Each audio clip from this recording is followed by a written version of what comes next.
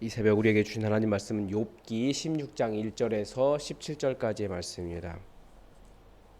욥기 16장 1절에서 17절입니다.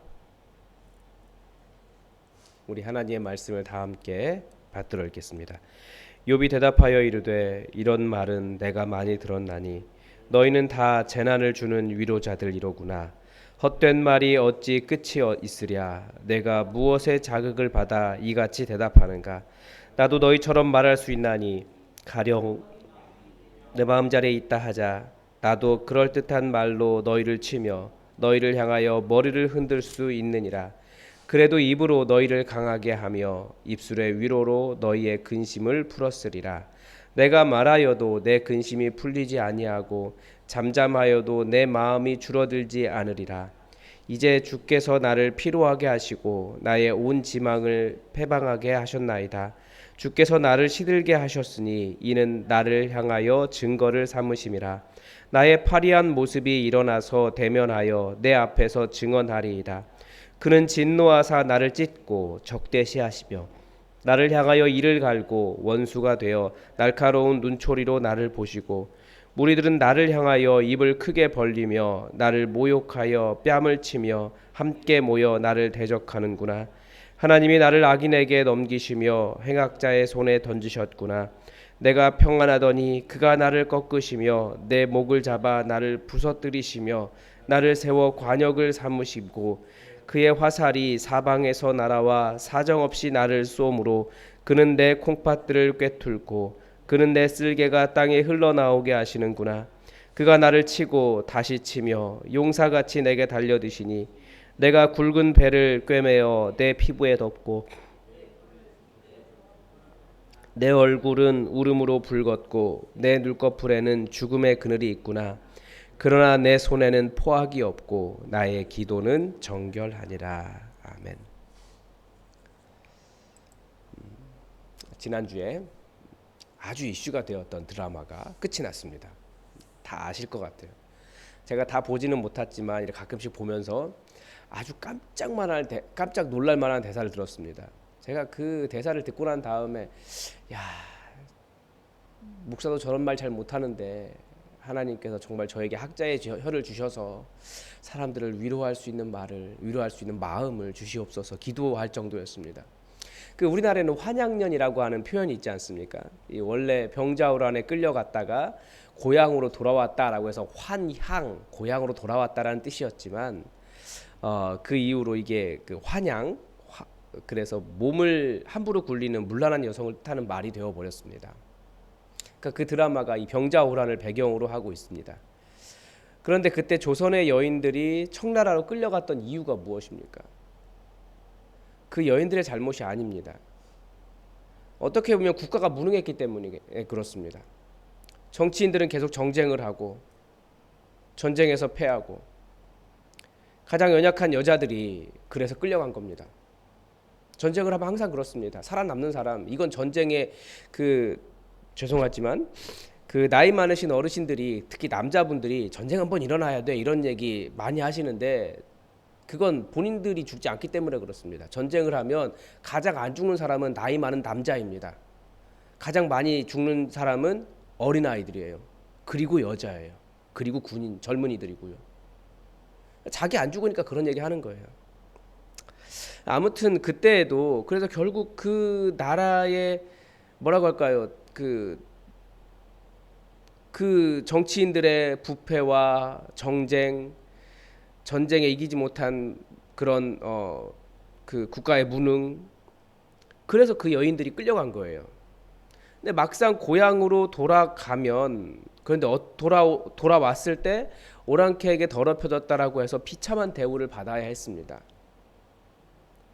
그런데 그 드라마에서도 고향으로 돌아가면 어떤 비난을 당할지 아는 여인에게 남자 주인공이 그렇게 말을 하더라고요. 제가 표현이 정확하게 기억이 나지 않지만 개에게 물렸다고 이게 그 남자 주인공의 그 목소리와 그 톤과 이 쫙 그걸로 딱 얘기해야지 딱 그냥 마음에 와닿게 위로가 되는데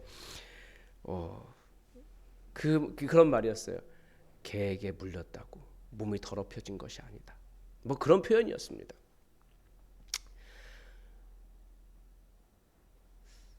그 당시에 은장도가 많이 팔렸더라고요. 그래서 그 배경 계속해서 은장도가 나와요, 드라마에.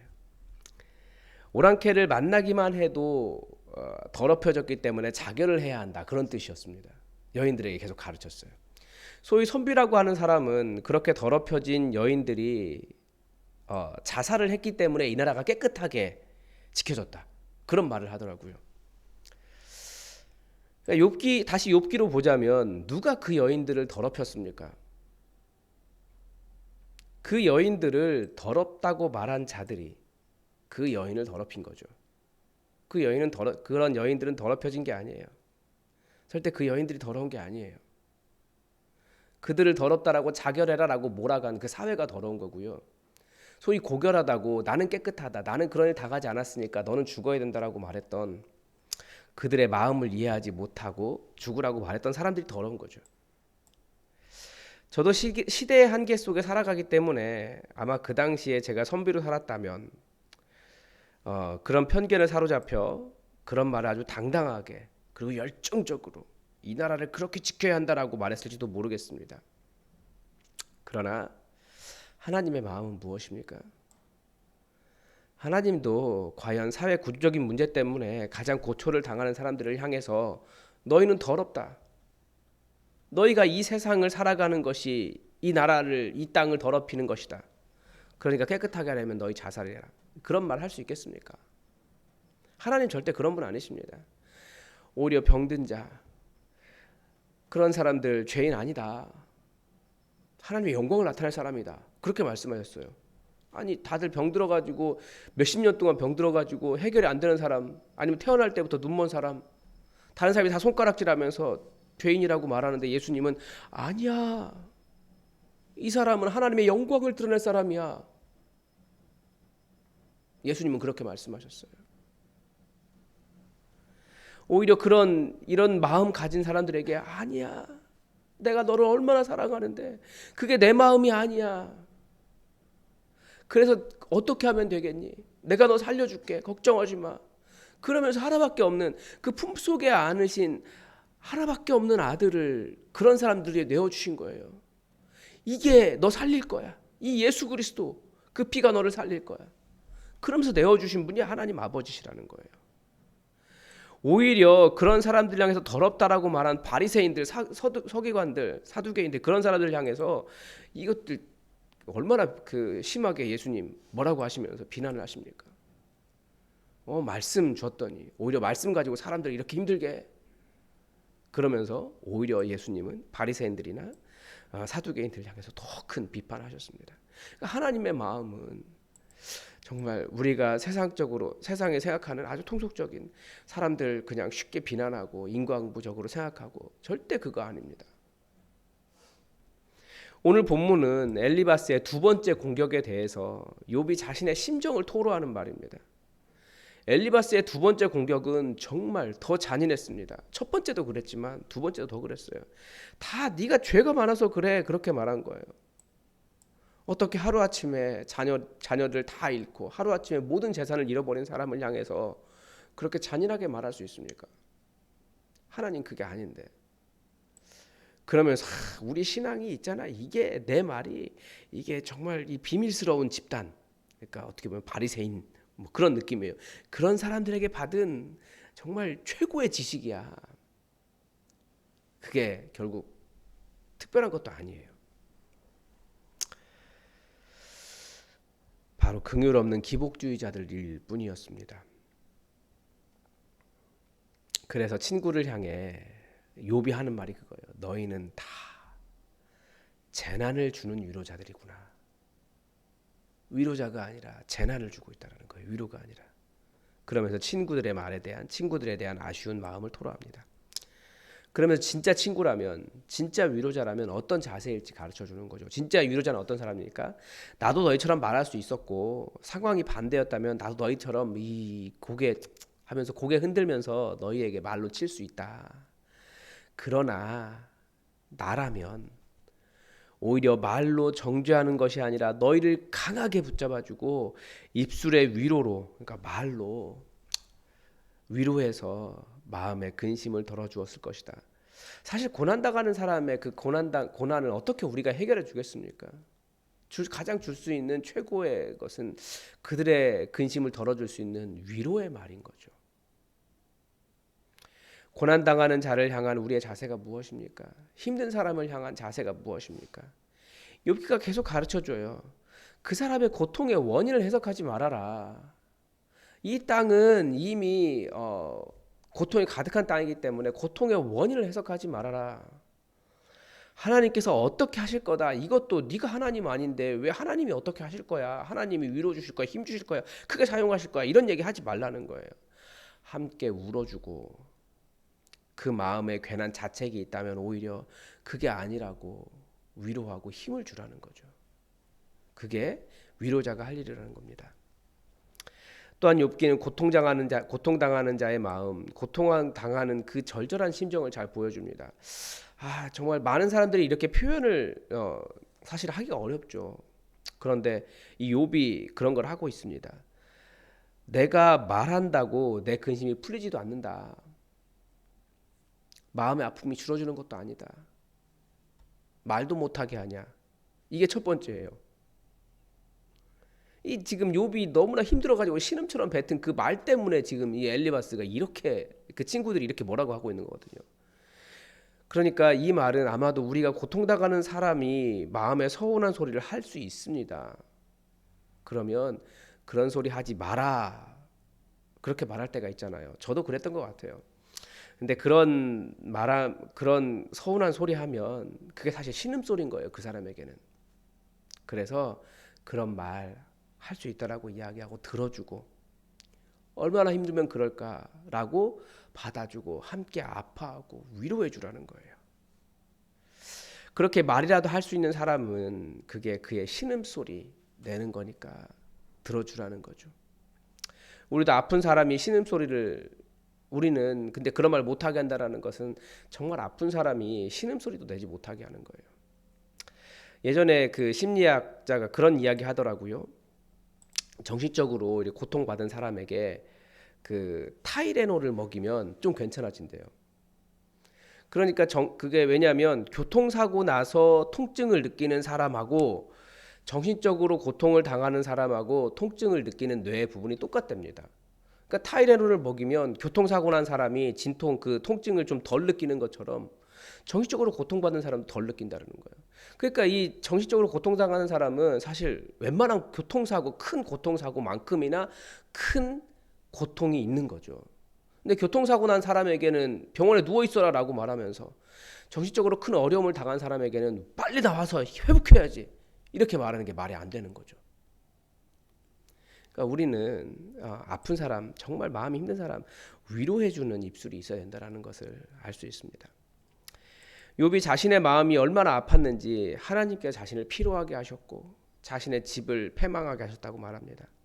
자기를 시들게 하셨다라고 하고 나를 대면하셨다라고 말합니다. 자기에게 진노하셔서 자기를 찢으셨고 나를 꺾으셨고 내 목을 잡아 부서뜨리셨고 나를 세워 관역으로 삼으셨다고. 그래서 사방에서 화살이 날아들었다 이렇게 말합니다. 그래서 자신의 콩팥들이 뚫어졌고 그러니까 배가 이렇게 뚫린 거죠. 쓸개가 땅에 쏟아져 나왔다. 이렇게 말해요. 얼마나 비참하고 고통스러웠으면 이렇게 표현하겠습니까? 이 자기의 고통을 어떻게 이렇게 말로 표현하는지 모르겠지만 이렇게 말로 표현을 했어요.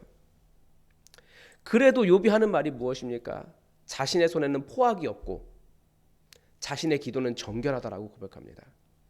물론 인간이 하나님 앞에서 죄인이 아닌 사람이 아무도 없습니다. 욥처럼 말할 수 있는 사람은 아무도 없습니다. 그러나 욥이 아직 이 땅에 있는 모든 그런 고통을 왜 그럴까라고 하는 성경적 진리에 대해서는 아직 거기에 대한 제식은 보여주지 않지만 그러나 욥의 말을 통해서 우리는 하나님의 마음을 깨달을 수 있습니다. 그러니까 욥이 지금 하고 있는 말이 하나님의 마음과 같아요. 하나님도 아파하시거든요. 예수님이 우셨다라는 표현이 나오잖아요. 아파하시는 거예요. 욥의 말이 단순히 고통당하는 자의 말이 아니라 한번 생각해 보면 하나님이 이 땅을 너무나 아름답게 지으셨어요. 근데 이 땅이, 이 아름다운 땅이 인간의 죄악으로 인해서 계속해서 무너져가고 파괴돼가고 다 깨어져가고 있어요. 전쟁의 참상을 보십시오. 아이들이 태어나잖아요. 근데 그 아이들이 어떻게 태어난 겁니까? 불과 몇 년 전까지 없던 아이들이거든요. 하나님은 그 아이들을 통해서 어떤 기대를 하셨을까요? 새로운 생명이 태어나는 것. 하나님은 엄청난 기대를 하셨을 건데 전쟁을 통해서, 그것도 다 나이 많은 아저씨들이 결정한 거잖아요. 그래서 아이들이 다 죽어버렸어요. 이번에 이스라엘 하마스 전쟁에서도 뭐 70%인가가 아이들이라면서요. 죽은 사람의. 하나님이 보시면 얼마나 마음이 아프시겠습니까? 하나님은 지금까지 역사를 다 아시잖아요. 모든 것을 다 아시는데 얼마나 안타까운 죽음들과 인간의 폭력과 정말 인간의 그 잔인함이 얼마나 강합니까? 이게 하나님 마음인 거예요. 나 이렇게 아프다. 하나님은 죄인이라고 해서 그냥 허망하고 비참하게 죽는 것을 원하시는 하나님이 아니십니다. 예수님은 하나님의 이 뜻을 보여주기 위해서 우리에게 오셨습니다. 그래서 오셔서 뭐라고 말씀하셨습니까? 하나님 아버지는 악인과 의인에게도 비를 내려주시고 해를 주시는 분이시다. 이렇게 가르쳐 줍니다. 그러니까 믿지 않는 사람들도 그 사람들 믿지 않는 사람들이니까 죄인이야 이렇게 말하는 게 아니고 그 사람도 다 하나님께서 돌보고 계신다 이렇게 말씀하세요. 그게 정상 아닙니까? 그 사람들 그럼 어떻게 살아갑니까? 그 사람들이 그 은혜를 몰라서 그런 거죠. 우리에게 이 온전함을 배우라. 하나님의 온전함처럼 너희도 온전해라. 이렇게 말씀하십니다. 그러니까 온전하다는 게 뭡니까?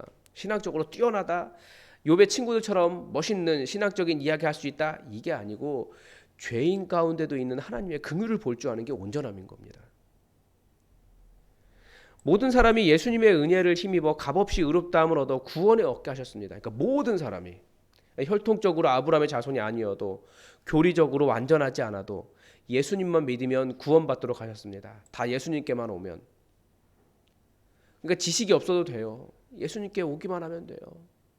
세상적으로 부유하지 않아도 돼요. 예수님께 오기만 하면 돼요. 오히려 그 겸손함 모르고 교만한 자들, 내가 뭐 할 수 있다. 그런 자들이 오히려 하나님께서 대적하는 자들이 되는 거죠. 그러니까 사람이 고난당하는 것이 하나님의 뜻이 아닙니다. 하나님 아버지의 마음을 가장 잘 보여주는 것이 탕자의 비유에 나오는 아버지잖아요. 아들이 어느 날 아버지 살아계신데 재산 다 달라고 해서 팔아가지고 회회가 다 허랑망탕하게 다 팔아버리고 먹고 놀고 그러다 자기 가난해졌습니다. 그리고 그제서야 우리 아버지 집에 먹을 것이 많다라고 돌아가는데 아버지는 어떻게 하고 있습니까?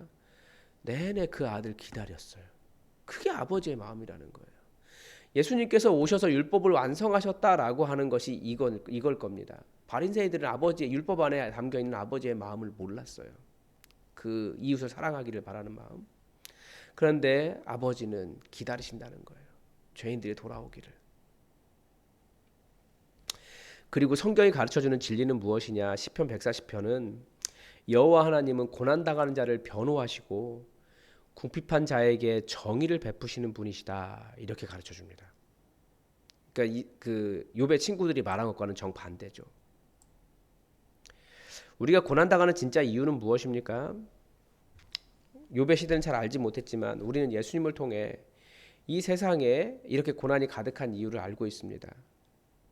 성경은 그렇게 가르쳐줍니다. 인간의 범죄로 인해서 하나님께서 진노하셨기 때문입니다. 그래서 이 세상에는 눈 없는 고난이 가득합니다. 모든 사람에게 다 임해요.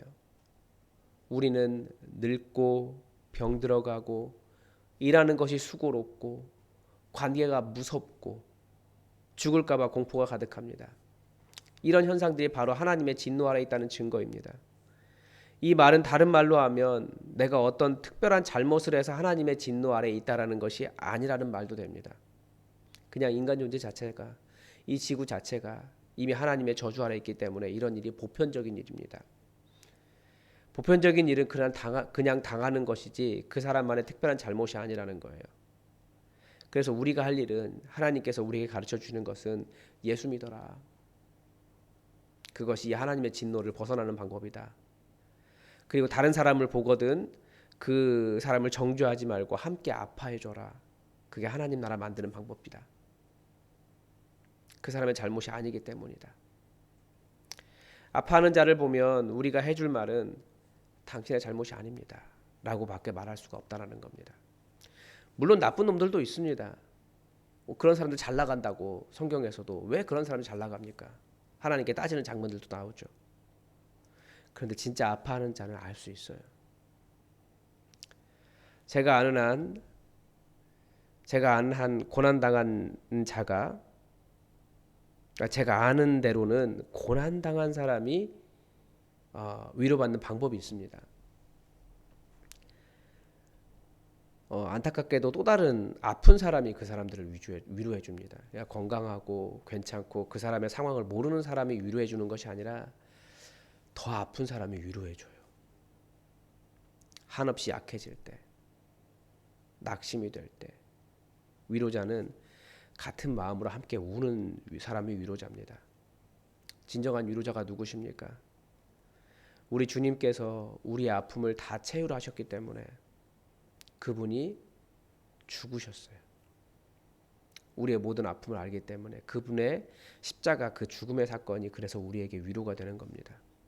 오죽했으면 너희들 너무 고생 많다. 내가 이제 그 고생하지 않게 너희를 생명으로 옮겨줄게 라고 하면서 죗값을 다 치르신 예수님의 십자가입니다.